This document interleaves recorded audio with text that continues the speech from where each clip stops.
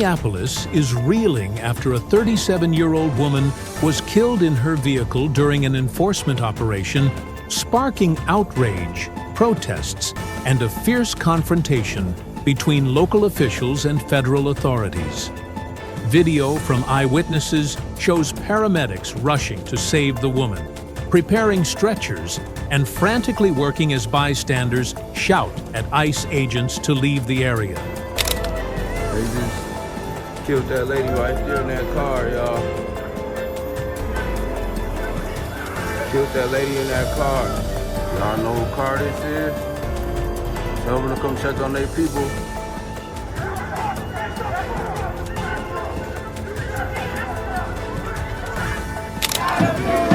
I'm out of New York! I'm out of New York! Separating children. They're surveilling us. When is enough enough? How we as New Yorkers defend our immigrant siblings. We all have to be out here to let everybody know that, at the end of the day, we're not going to stop because you're killing us. We're not going to stop. We're going to stay here, and we're willing to, let our lives be on the line for this. Work to go with their neighbor to 26 Federal Plaza. I want to thank you for being a real New Yorker.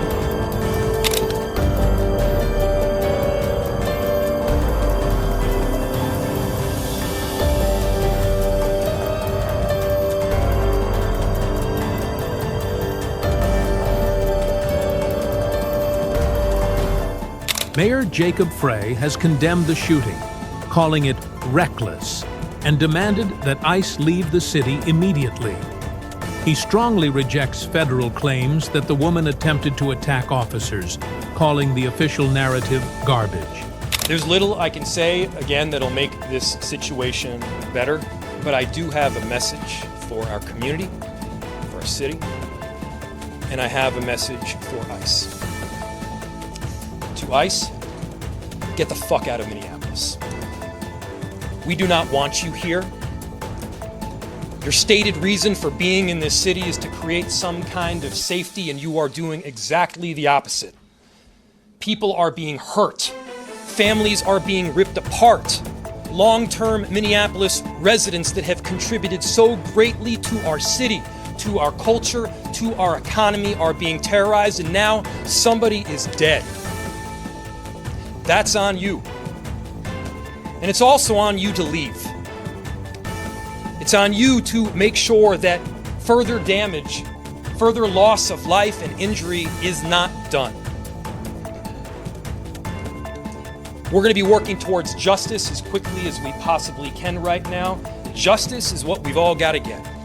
U.S. Homeland Security Secretary Kristi Noem labeled the fatal shooting of a woman by ICE officers in Minneapolis as an act of domestic terrorism, claiming the woman attempted to use her vehicle to harm law enforcement and defending the officers' actions as self-defense.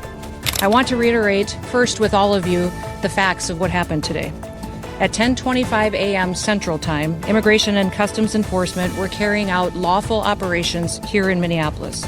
Because of the adverse weather that Minneapolis has seen in recent snow, one of the vehicles became stuck and ensnared in the snow. Law enforcement were attempting to push out this vehicle, and when a mob of agitators that were harassing them all day began blocking them in, shouting at them, and impeding law enforcement operations. ICE officers and agents approached the vehicle of the individual in question, who was blocking the officers in with her vehicle, and she had been stalking and impeding their work all throughout the day. ICE agents repeatedly ordered her to get out of the car and to stop obstructing law enforcement, but she refused to obey their commands. She then proceeded to weaponize her vehicle, and she attempted to run a law enforcement officer over. This appears as an attempt to kill or to cause bodily harm to agents, an act of domestic terrorism. The ICE officer, fearing for his life and the other officers around him and the safety of the public, fired defensive shots. He used his training to save his own life and that of his colleagues. He was treated at a local hospital, has been released, and is now with family. I encourage the American people at this point in time to pray for him, but also to pray for the deceased's family and her loved ones. Today alone in this country, there have been 4 different domestic terrorist attacks on federal officers by the ramming of vehicles. 3 of them happened here in Minneapolis. We've seen over 100 of these vehicle rammings happen in just recent weeks, and this must stop.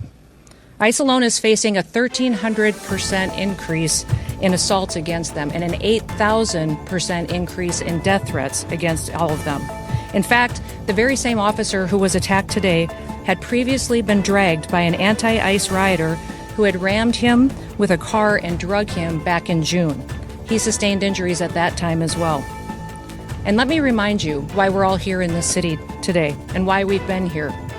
In communities across this country and here in Minneapolis, we're just enforcing the laws that we have in this country. For years under President Biden, tens of millions of dangerous criminal illegal aliens, terrorists, and suspected terrorists were allowed to invade our country over our southern border. They were allowed to steal, to defraud, and to perpetuate violence against American citizens. Regardless of who your mayor or who your governor is, President Trump promised every single American that he would make America safe again. He promised every single American that he would work to protect them from dangerous criminals.